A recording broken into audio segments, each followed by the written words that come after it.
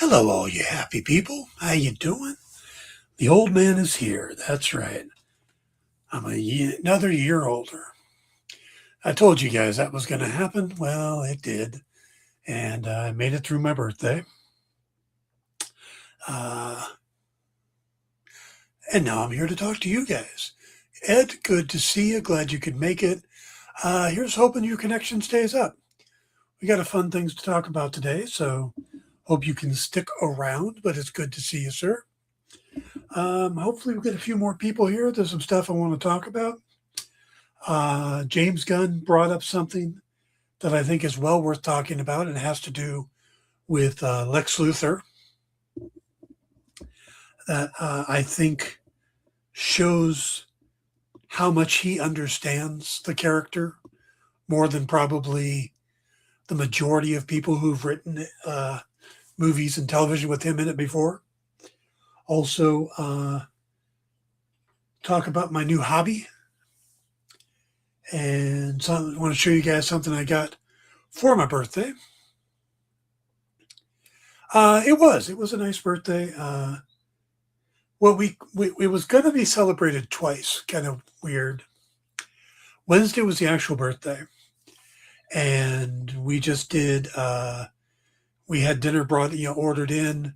Had a little tiny carrot cake we got from Walmart. They do a good carrot cake over there, by the way. And it was just Lisa, my mom, and I. And then Saturday, we were going to get together with Debbie, my ex, and my nephew and his husband. And we were going to play Cards Against Humanity.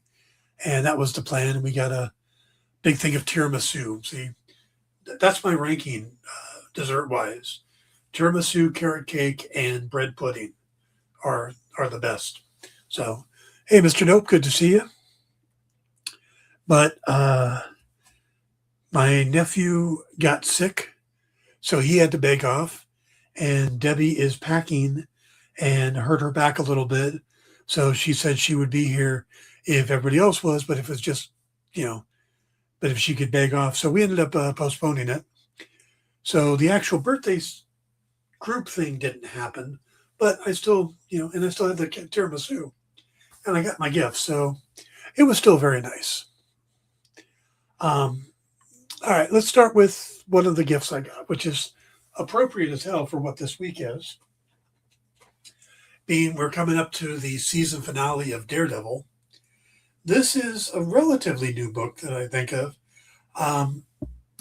It's written by Alex Seguera, and I mentioned him recently in relation to Daredevil, being that he wrote the new novel that's out, Enemy of My Enemy, which I thought was really well done. So, but this just came out. It's an illustrated history of Daredevil. This was on my birthday list. And it goes through the comics, some of the older things, all the way back. It goes through all the Frank Miller era.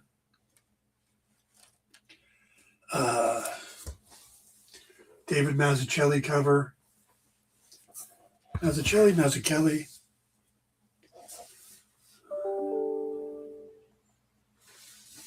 This is just a phenomenal book. And Daredevil has always been my favorite Marvel character. I have most of the original run. There's still some of the earlier issues I don't have, but all of it's been in storage forever, so I have not had a chance to get it out. But this kind of reminds me of all that.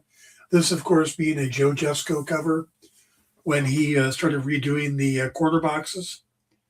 But again, Alex Seguera put this together. And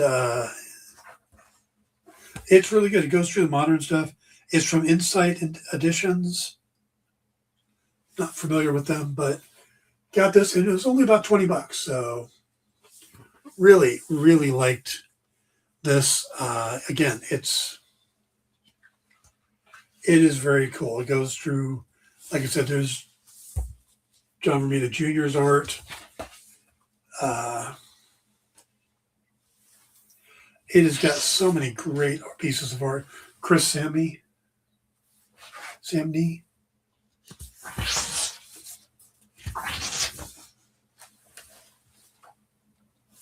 So if you are like me, a Daredevil fan, grew up with Daredevil as your favorite Marvel hero, this book looks like it's well worth it. I haven't had a chance to really sit down and read it because we didn't do gifts until yesterday, thinking we were going to do the grit together.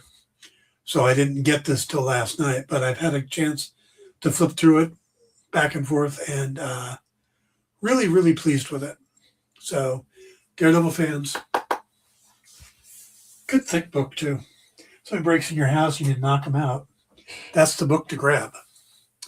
Hey, Thomas, good to see you.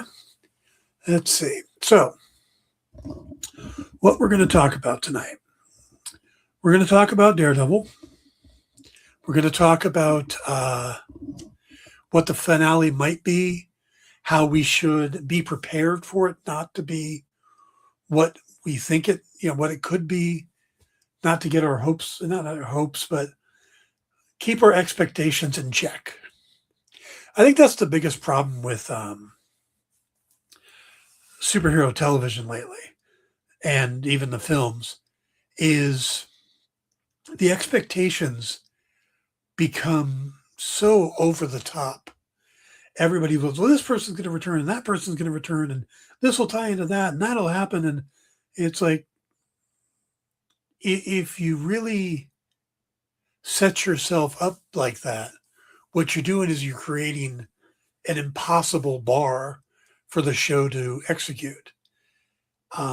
Where if you let the show tell its story, then judge whether or not you enjoyed it, seems like a better way to do it.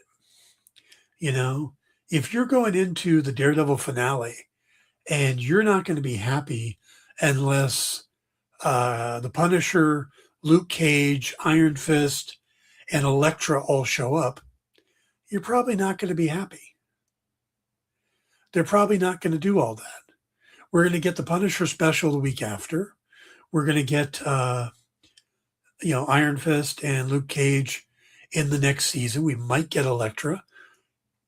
But putting all that expectations on the season finale, it's a little ridiculous. So,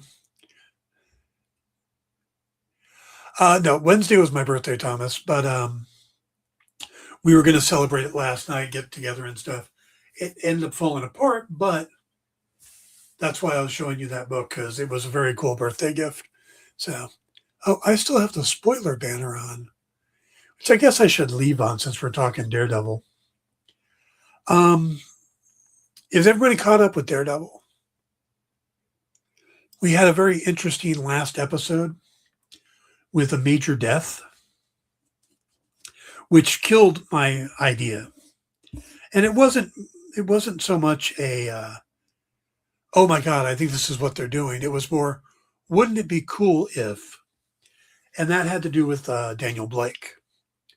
I thought it would be interesting because they had set this up in the Netflix series that Leland Owsley, who was working for Fisk in the first season and second, I think he died in the first season, but Leland Owsley is supposed to be the Owl, another big Daredevil villain.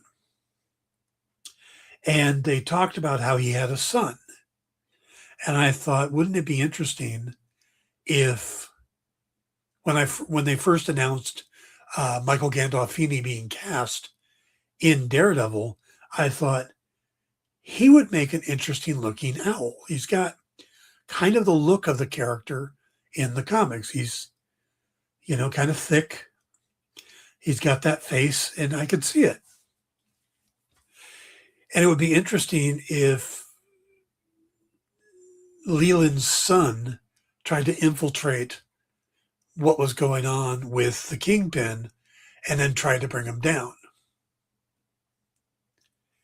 So I thought that would be an interesting story. Now, age-wise, it would probably make more sense if he had been like the grandson of Leland Owsley. But either way, I thought it would have been just a fun story to introduce the owl that way. Now, they didn't do that. We saw, if you watch the show, you see what happened to him and why. He was going down that dark path, but at the last moment swerved and it cost him. Well, so that character is definitely not the owl. But that doesn't bother me either, because that was me just speculating. That was me going, hey, this would be interesting to have this connect to this, and that. But again, that was just me being creative.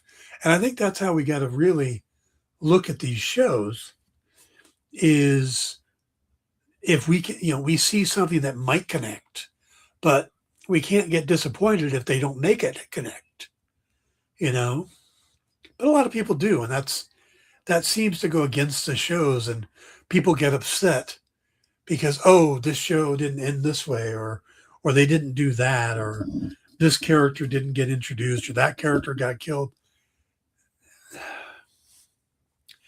They're not supposed to be one-to-one copies of the comics. And they're trying to tell their own story.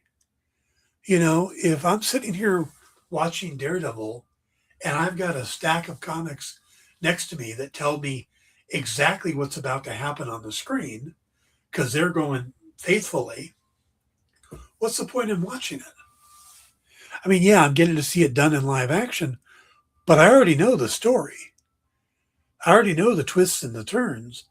And as long as they get the basics of it, they don't change the heart of the characters. I don't mind if they change the story some. I'd say 70% of the time, I enjoy when they change the story. Sometimes I don't. I'll admit. There was an animated version of Batman Hush that they changed the ending, and I absolutely hated it because it made no sense. It didn't keep the heart of the story. But, hey, Pete, good to see you. But, yeah, so I'm not a stickler as long as they do a good job. Now, again, like I said, the Batman animated Hush series, I don't think they did a good job with the new ending. Did I mind that they changed it? Maybe that one a little bit because I absolutely love that series, that story, but that's on me. That's not on them. But the fact that they didn't really do a good job, that's kind of on them. So all right. So what are we going to see in the season finale? I think we're getting set up for another major story arc from the Daredevil comics. And again, they're not going to do it one for one, but have you heard of The Devil in Cell Block D? That's a series of comics that Daredevil goes to prison. I think that's what they're setting up. I think Matt Murdock will be outed as Daredevil. I think he will be arrested. But I think it will also bring down Fisk. The producers and stuff have said that season 2 will wrap up the Mayor Fisk storyline. Now, it would make sense if going into season 3, if Matt's going to be in prison, then that would explain why you need to bring back the Defenders and stuff like that. Not to break them out, but in the comics, different people took on the mantle of Daredevil to help protect Hell's Kitchen. Danny Rand being one of them, Elektra being one of them. So I could see them naturally shifting into this next story. I think that makes a lot of sense. And I would be curious to see what that's about.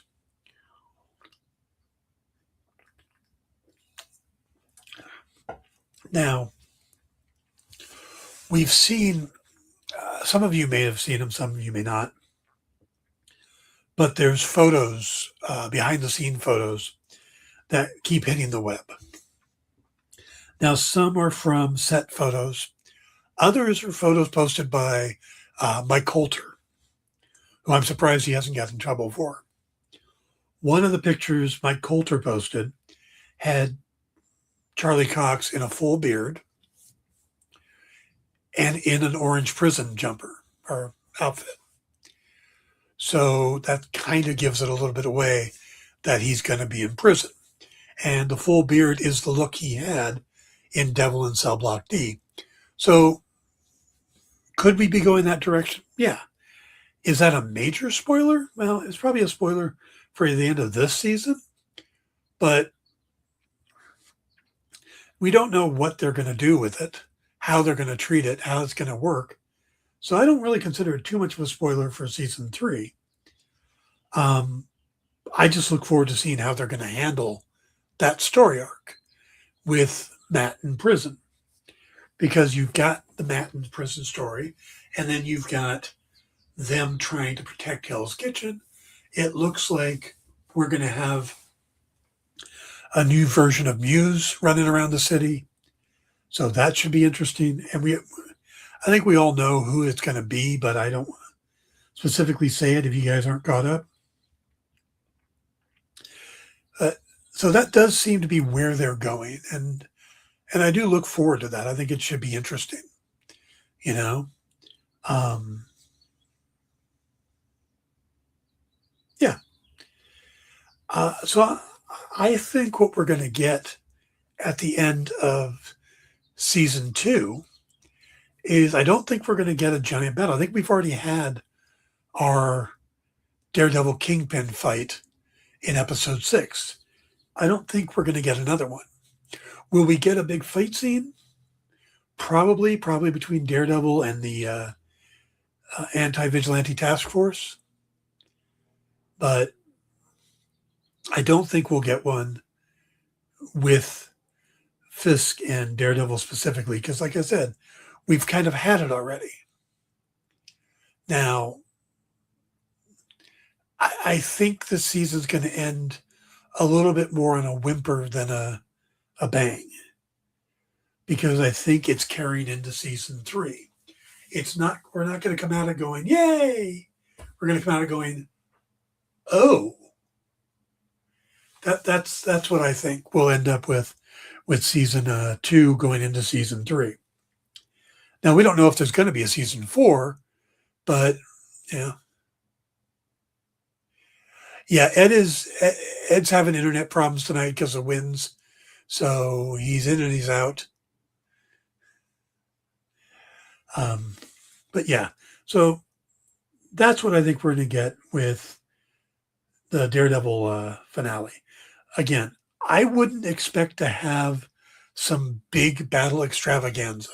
Marvel doesn't tend to do those in their series.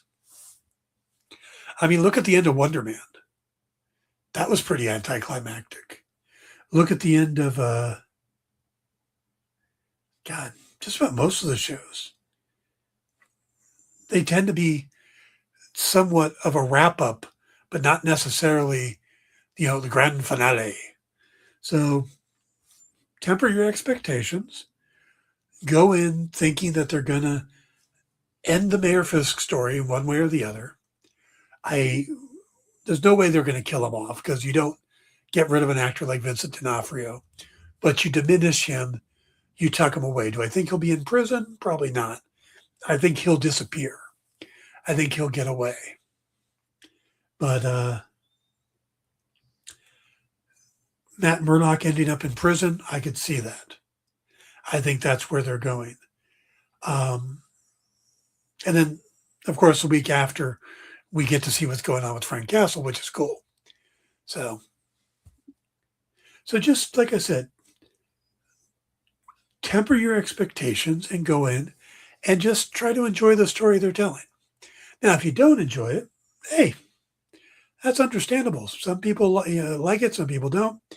But, if you go in and you don't enjoy it because it doesn't do these things that you thought they should, it's a little bit on you,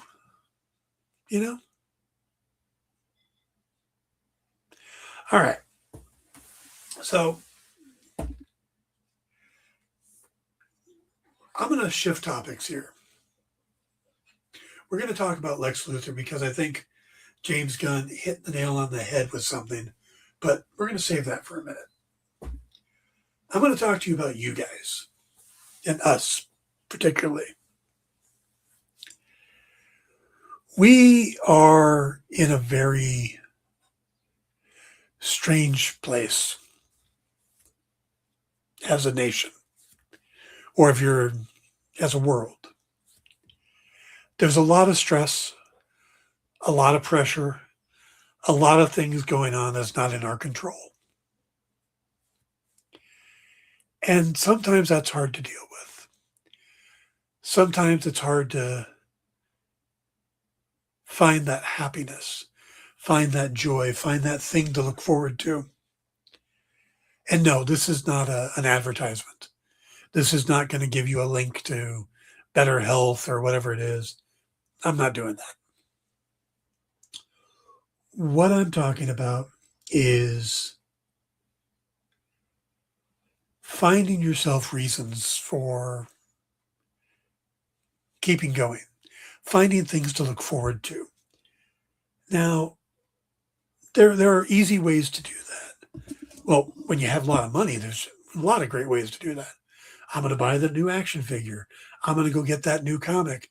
I'm going to go and out to a really nice dinner. I'm going to take my wife, my girlfriend, my boyfriend, whatever, out to this amazing restaurant. Those are great ways to have things to look forward to. I'm going to go see a new concert. I'm going to go see another movie. And those are great. And if you can afford that, that's awesome. But we're in a time now where gas is $5, $6 a gallon. I mean, that's crazy. Just putting $10 worth or 10 gallons of gas in my car cost me over $60. And I've got a Ford F-150 Raptor. I have a 23-gallon gas tank. That's a lot to fill. So I was thinking the other day, well, I've been thinking about cards, trading cards, art cards, whatever you want to call them, you know, and there's something great about getting a pack of cards, opening it up, and going through them and seeing what you get, and looking at them and having fun with them. But I look at these card packs today, and they're all insanely expensive now. You know, oh, you get 5 cards for $10. What? You know, it says Free Comic Book Day really gave me joy. There you go. Excellent, excellent, Ed. My wife and daughter went and got me the books. The comic store let them in a half hour before open, so they had the store to themselves. Oh, that is awesome, Ed. I'm glad they did that for you. I know things have been rough for you, so that is awesome, my friend. But yeah, that's the kind of thing. So Free Comic Day was a great choice. Little things like that, things to look forward to. So I found something for myself. And again, I'm not recommending this specifically for you. I'm just showing you as an example. So like I said, I've been missing the card feel of collecting cards and stuff. But I can't right now afford the sheer cost of cards and the randomness, and where that would still be fun. I can't put that kind of effort right now. I got bills to pay. I'm trying to save up money for Lisa and I plan on getting married, the ring, the ceremony. So, but I still need my joy. I still need something to look forward to. So I came across it the other day. I don't know if you guys know, but a while ago, when I was a kid, I used to have a baseball card in my wallet. Steve Garvey. Steve Garvey was my favorite player when I was a kid. Now, this isn't the exact card I had, but I went online and I was able to find a Steve Garvey baseball card for about $1. That was it, $1. And I got it through eBay. And I had that little excitement for, hey, I got it. And a little bit more excitement when it said it shipped. It was out for delivery. And it was delivered. And I went to my mailbox and I got it. And that was awesome. And I was thinking about that. And I said, well, I've got my favorite Dodger. I should, as a Carolina Panther fan, I should get my favorite Panther, which was Jake Delhomme. Jake Delhomme is this Cajun quarterback that started playing in the mid-2000s. He took them to their first Super Bowl. They lost to Tom Brady, like a lot of people did. But they gave a hell of a game. It's still considered one of the best Super Bowls ever, just because of the back and forth, how it was down to the wire. It pushed the Patriots. It was a really good game. So I ordered a Jake Delhomme card. And it never showed. So I finally had to reach out to the seller and I went, what do you want to do? And he goes, well, I'm going to refund your money. I'm like, okay. So I refunded the money and I thought, well, I still want the card. So I went out and I found another one and I ordered it. And I was thinking about that. And I was thinking, these cards are costing me like, even with shipping, under $2, $1.50. And I've been a Panther fan since the beginning. Literally, their first snap in 1995, I started watching. Yeah, I was already a football fan. I had been a fan of the LA Rams. And then the LA Rams left LA. And I went, to hell with you. I'm going to pick a new team. I looked at the two brand new teams, the Jaguars and the Panthers. And I looked at the quarterback of the Panthers was Frank Reich. And I went, I remember seeing the whole thing with him and the Buffalo Bills going to the Super Bowl. I know who Frank Reich is. I'm going to be a Panthers fan. Plus, their uniforms are better looking. Their blue is better than the teal the Jaguars had. And I became a Panther fan. So I thought, what if I just started getting my favorite players? Just occasionally, Go out and get Steve Berline, Cam Newton, Bryce Young, Chimunga Biakabatuka, which is still one of my favorite names of all time. So that's what I'm doing. Got a 3-ring binder. I got a bunch of those little plastic card sleeves. And then I splurged. And I got a Panther decal to go on the front. And at this point, I've got 3. That's it, just 3. Cam Newton, Bryce Young, Steve Berline.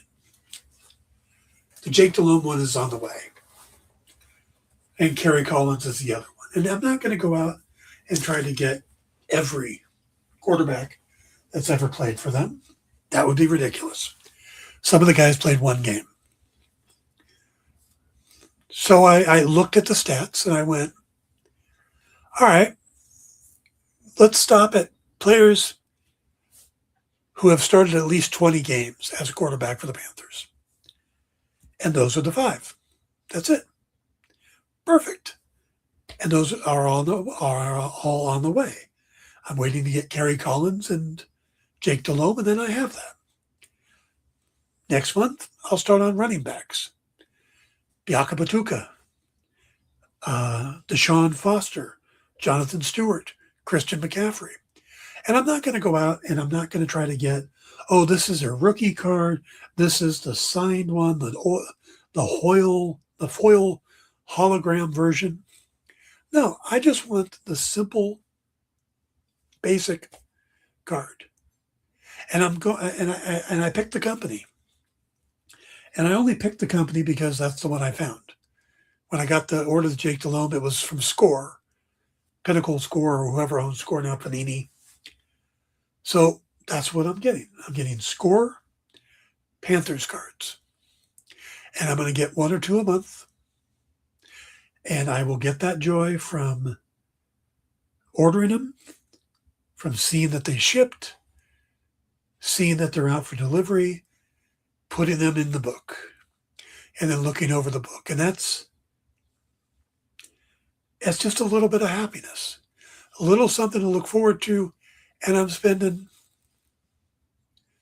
$4 a month, $5 a month. I'm putting together something. I'm collecting something again. And it's just something simple like that. But I'm excited about it. And I think those are the kind of things we need. Those are the kind of things that keep your sanity, that keep you happy, you know? And maybe I'll go through and I'll get them all. I get, my favorite players from all the different positions. Maybe I'll start on the Dodgers. Been a 40-year Dodger fan. I've already got my Steve Garvey. Finished the infield from then. Lopes, Russell, Say. Get the pitching staff. Steve Yeager is a catcher. So that's what I'm trying to talk about here. Take a moment and figure out what's going to bring you joy, what's going to bring you happiness, because that's what's going to get us through these times. That's what's going to get us through the uncertainty, the huge price at the gas pumps, the price at the grocery store, those things. The uncertainty in the world is, and I'm not saying turn your mind off to those things. I'm just saying you need to have that joy. You need to have something and something to get you away from the stress for a little bit. So you got to take care of yourself. And that's my recommendation. So maybe it's football cards from your favorite team, or baseball, or basketball, or whatever your sport is. Maybe it's picking one series like Daredevil and hunting up back issues. Maybe it's pop figures. You want all the ones from the Batman. Or you want to build models of starfighters, or even armies of figures. Something that's going to give you joy, but it's not going to break the bank. Let's see, what else we got?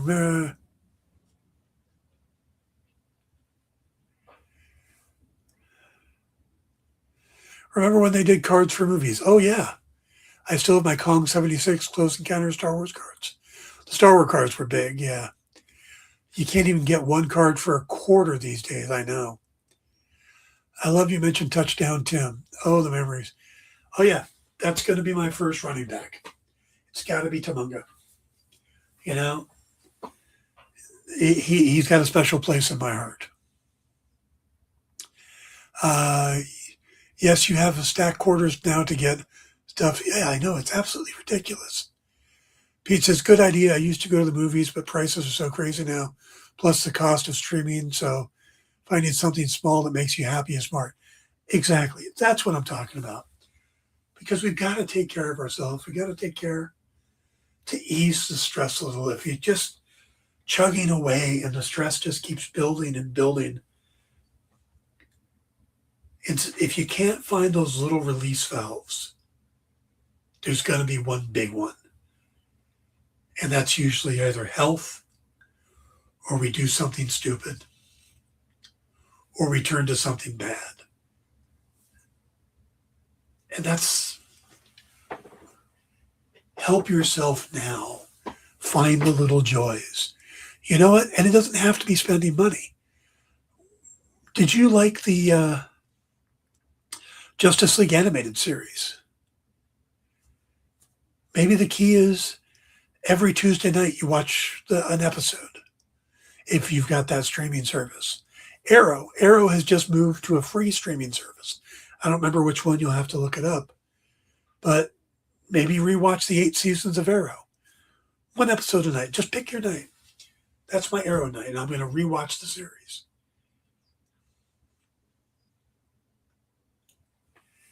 So that's, do something. Find your joy. Find what's going to give you something to look forward to. Right now I look forward to seeing Daredevil Tuesday nights. But this week is the last Daredevil. We get Punisher next week, but then that's it. Now, I've got some other shows coming up, but Daredevil, that's my boy, So you got to find those little things, the things that are going to make you happy. So I recommend that, and share them with people too. Because, I'm here telling you about this card thing. Now, I doubt anybody here is a Carolina Panther fan. The fact that Ed knows who Tamunga Bianca Batuka is pretty amazing.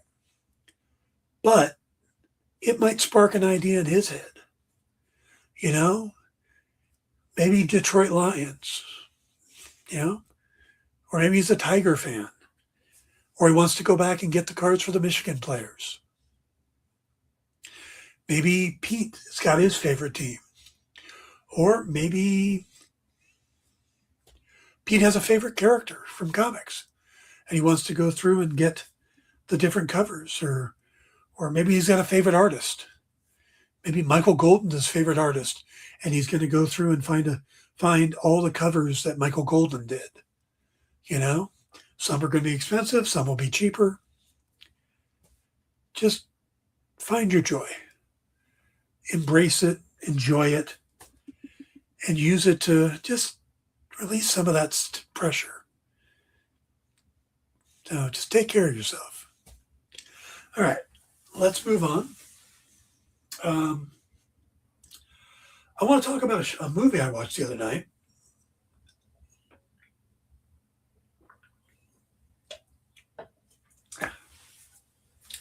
Are you John Wick fans? Now, I love John Wick. I love the fact that there was a movie that came out that had such a simple premise. Somebody came along and stole this guy's car and killed his dog. He just happened to be a former hitman for the mob, a very good one, and now he's going after the guy. Straightforward revenge, super action,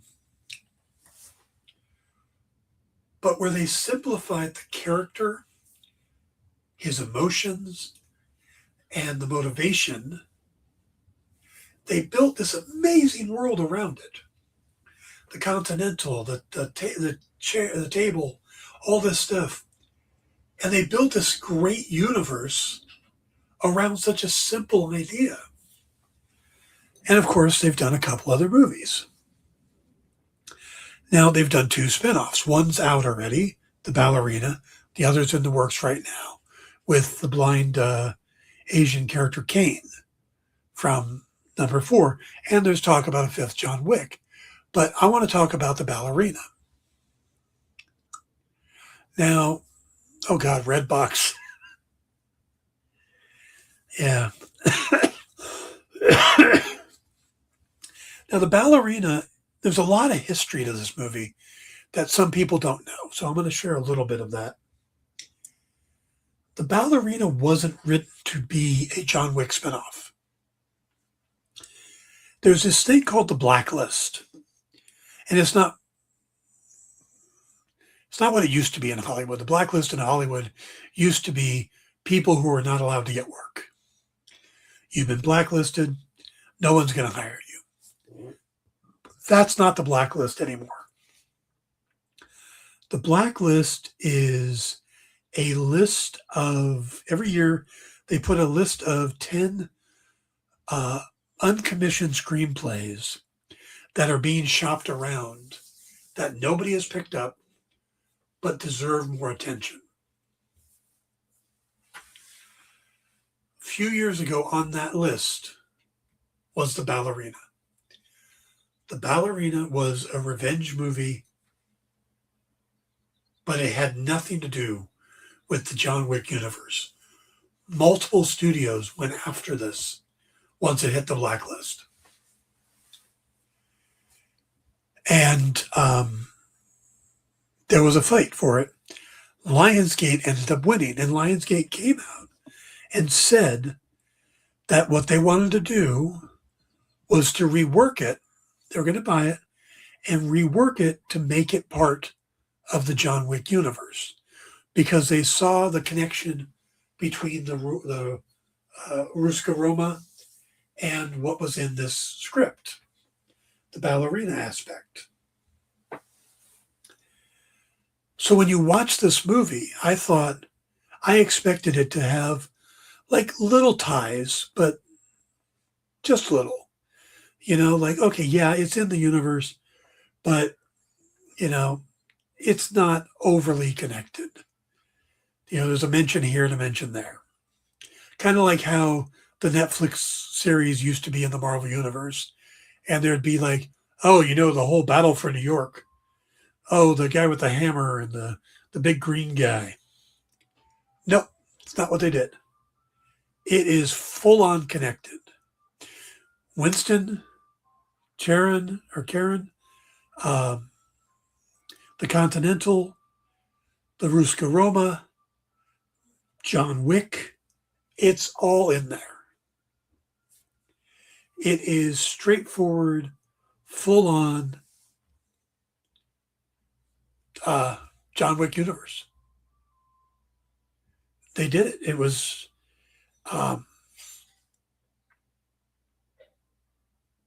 it really fit in there.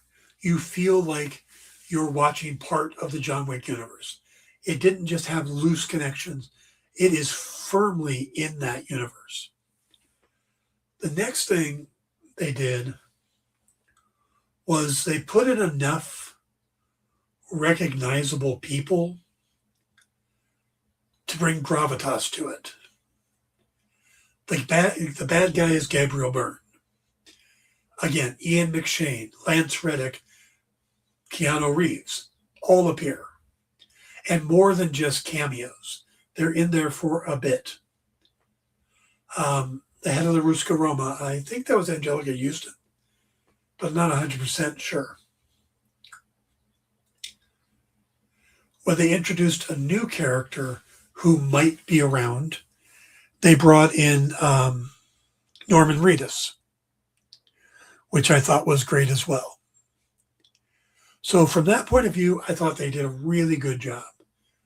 The only place I knock them, and this is minor, but I think it would have upped the movie up one notch. And that would be a big step up. The beginning shows you a character protecting his daughter against Gabriel Byrne and his crew or his tribe. The actor playing the guy protecting his daughter. Now, I don't know who it is. I've never seen him before, which is not very fair because, I probably should have looked him up beforehand. But now I want to know.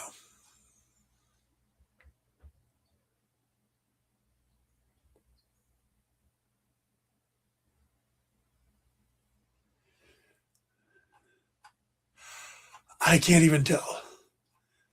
I think he's David Castaneda.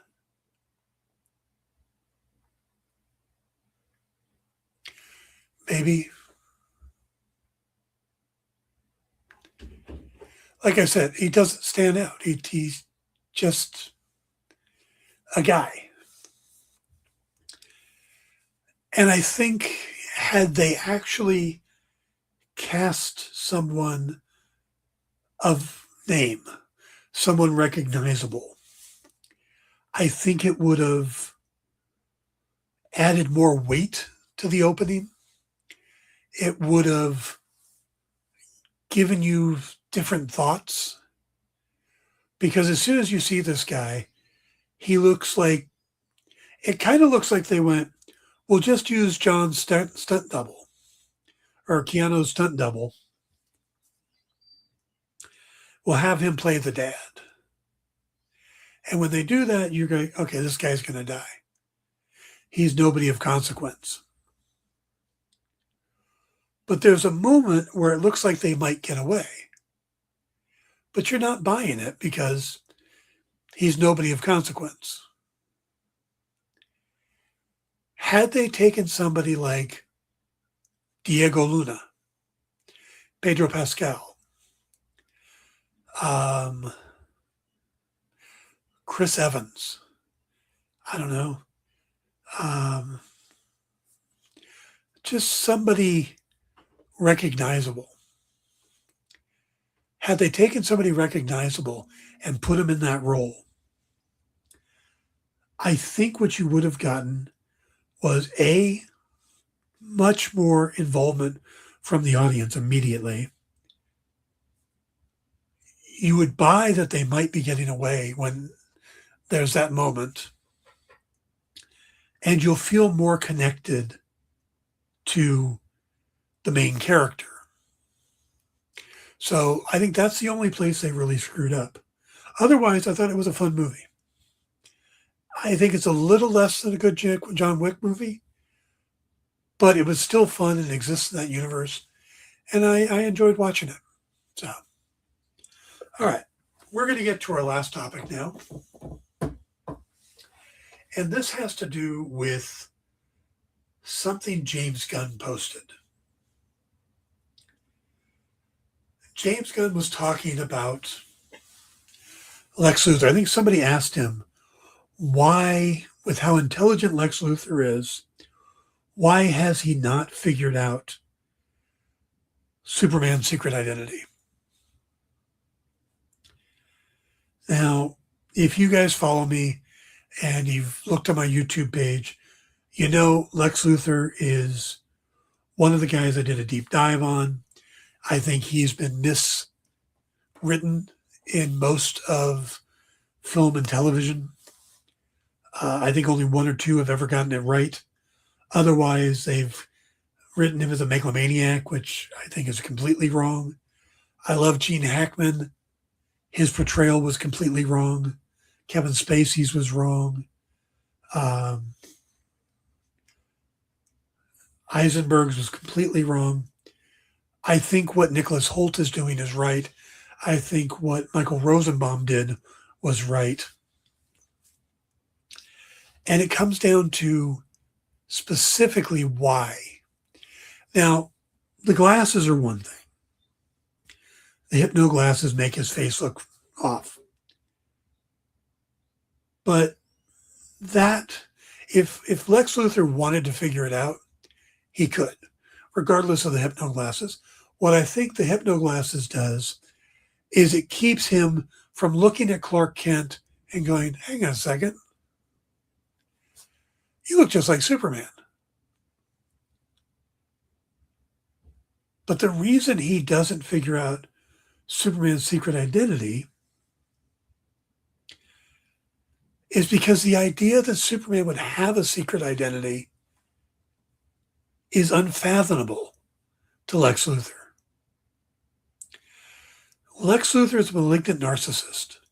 He has narcissistic personality disorder.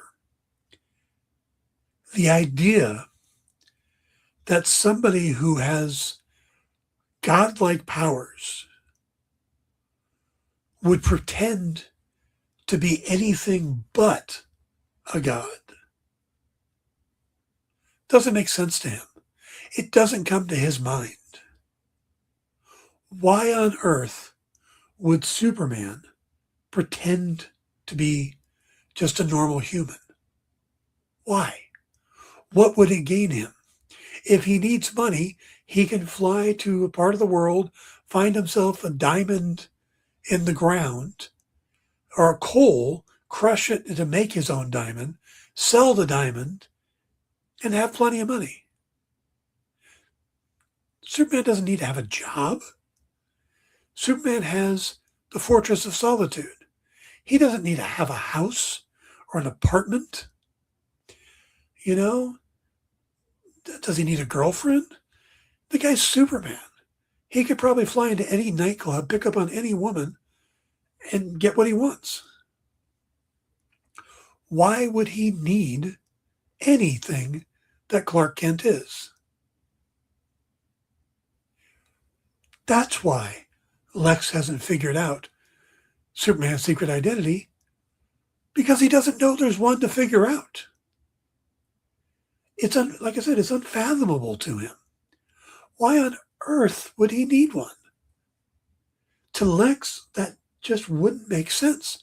Lex would never dress himself down.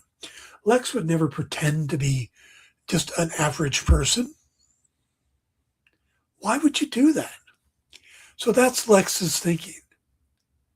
Clark is the one who was raised by normal, just average parents in the middle of this, the Midwest. He loves the idea of home and,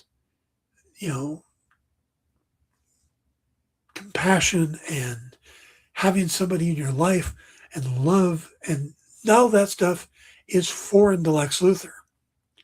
So the obvious connection from the physical, the glasses take care of that.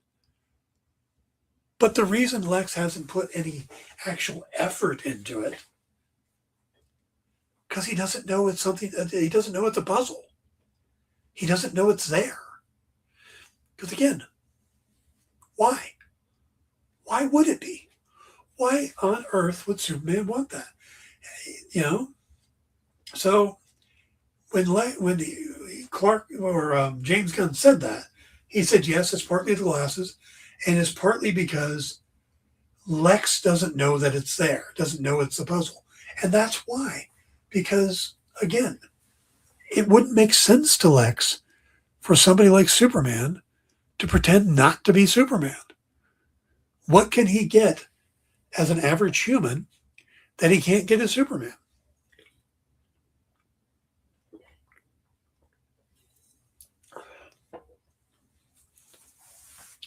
How much quicker would the relationship with Lois have happened if he was just Superman?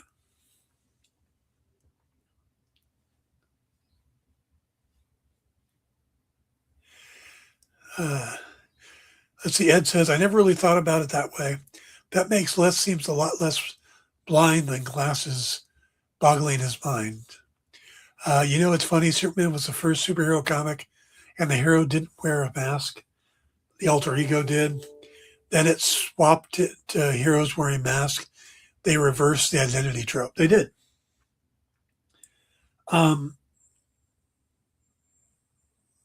But again, that's the whole concept. Superman is not your normal hero.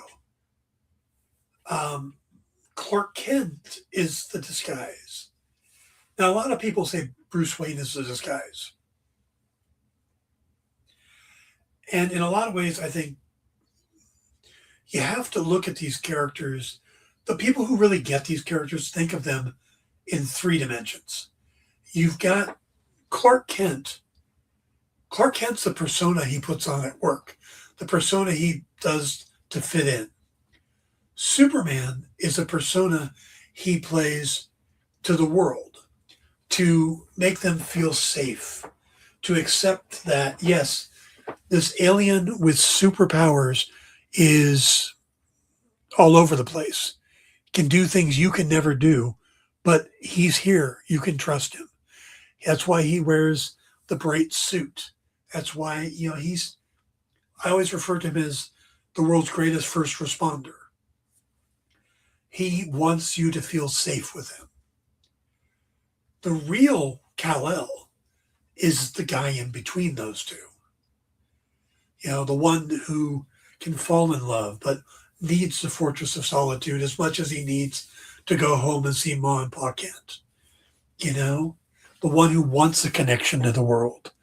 That's the real Superman. The one in between those two. Thomas says, but he was Bruce before Batman. So how do they think Bruce's hidden identity? But see, that's the thing is, yes, he was Bruce before Batman. But the Bruce Wayne that goes out into the world is an act. And see, I think that's also where you got to think about it. When he's in the Batman suit, he's Batman. And he's invulnerable. He's a creature of the night. When he's Bruce Wayne in public, he's a little bumbly. He's throwing away money.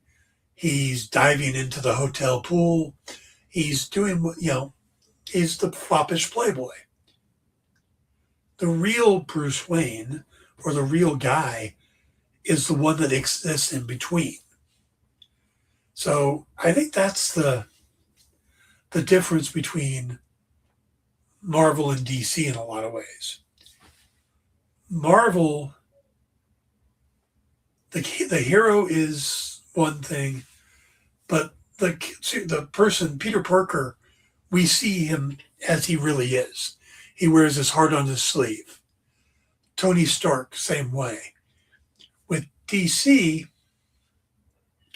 it's a double act. Bruce Wayne is an act, Batman's an act, Clark Kent's an act, Superman's an act.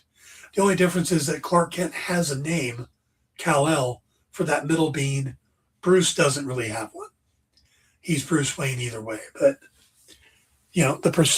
their characters have public personas and superhero personas along with their private personas. You don't get that much in Marvel. It says, there's another thing I like about the Batman. Bruce isn't a womanizing money waster yet. Anyways, yeah, he hasn't started putting on that act yet. But that act becomes important. It allows him to do things as Bruce Wayne, but keep people from going, oh, well, the Batman would have to be insanely rich to afford all the stuff he uses. It's probably that Bruce Wayne guy. But if you look over at Bruce Wayne and he's constantly being found drunk in public and crashing a sports car, stuff like that, you don't go, my God, he's Batman. No, you think he's an a-hole. So that's the key there.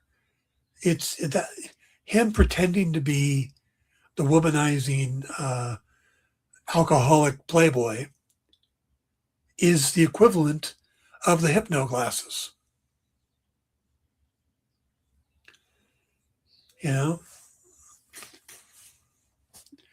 Added with the bumbling Clark Kent stuff, clumsiness, awkwardness. I always have a problem watching these when the fake persona comes out, because that's not the person. It's like watching a bad sitcom to me. So when the Batman didn't have it and we got very little of it in the Superman, I was happy. So there's no wonder that those are two of my favorite superhero movies, because they don't have that part, So, but yeah, that's why Lex Luthor doesn't know Clark Kent is Superman, because he doesn't care. He doesn't think that's even a possibility. He doesn't know to look for that. So, all right, guys, that is going to wrap it up.